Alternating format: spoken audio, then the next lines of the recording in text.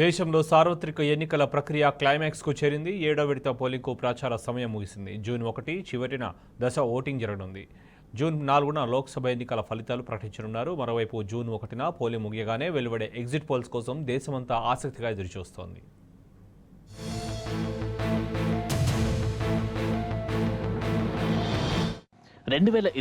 సార్వత్రిక ఎన్నికలు చివరి అంకానికి చేరుకున్నాయి. చివరి దశ పోలింగ్కు ప్రచార పర్వం ముగిసింది. జూన్ 1న 8 రాష్ట్రాల్లో ఉదయం 7 గంటల నుంచి సాయంత్రం 6 గంటల వరకు 57 లోక్సభ నియోజకవర్గాల్లో పోలింగ్ జరగనుంది. ఎన్నికల ప్రచారం ముగియడంతో పోలింగ్పై దృష్టి సారించాయి ఆయా రాజకీయ పార్టీలు.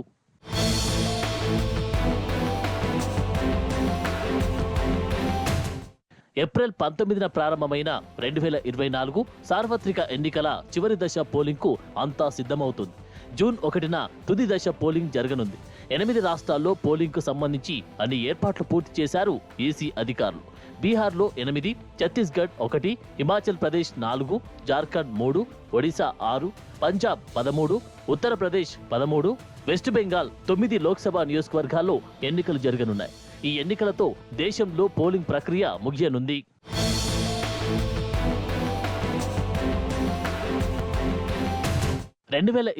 సార్వత్రిక ఎన్నికల ప్రక్రియ దాదాపు 2.5 నెలల పాటు సుదీర్ఘంగా సాగింది. మొదటి విడతలో 21 రాష్ట్రాల్లో 102 స్థానాలు, రెండో విడతలో 13 రాష్ట్రాల్లో 89 స్థానాలకు, మూడో విడతలో 12 రాష్ట్రాల్లో 94 స్థానాలకు, నాలుగో విడతలో 10 రాష్ట్రాల్లో 96 స్థానాలకు, మొత్తంగా 381 స్థానాలకు ఎన్నికలు పూర్తయ్యాయి. ఇక ఐదో విడతలో మే 20న 8 రాష్ట్రాల్లో 49 లోక్సభ స్థానాలకు, ఆరవ విడతలో మే 25న 7 రాష్ట్రాల్లో 57 లోక్సభ స్థానాలకు ఎన్నికలు జరిగాయి.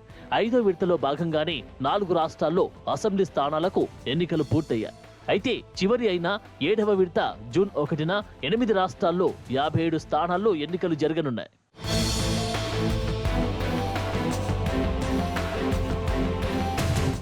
ఇక 2024 సార్వత్రిక ఎన్నికల సమరం ముగియడంతో జూన్ 4న ఫలితాలు వెలువడనున్నాయి. అదే రోజున ఆంధ్రప్రదేశ్, ఒడిశా రాష్ట్రాల అసెంబ్లీ ఎన్నికల ఫలితాలు కూడా తెలియనున్నాయి. సిక్కిం, అరుణాచల్ ప్రదేశ్ అసెంబ్లీ ఫలితాలు మాత్రం జూన్ 2న ప్రకటించేందుకు ఎన్నికల కమిషన్ ఏర్పాట్లు పూర్తి చేసింది. అయితే అంతకన్నా ముందే జూన్ 1న సాయంత్రం 6 గంటల తర్వాత ఎగ్జిట్ పోల్స్ వెలువడనున్నాయి. ఎగ్జిట్ పోల్స్ ఎవరిని విజేతగా నిలుస్తాయోనన్న అంచనాలు అందరిలోనూ హై లెవెల్కి చేరాయి.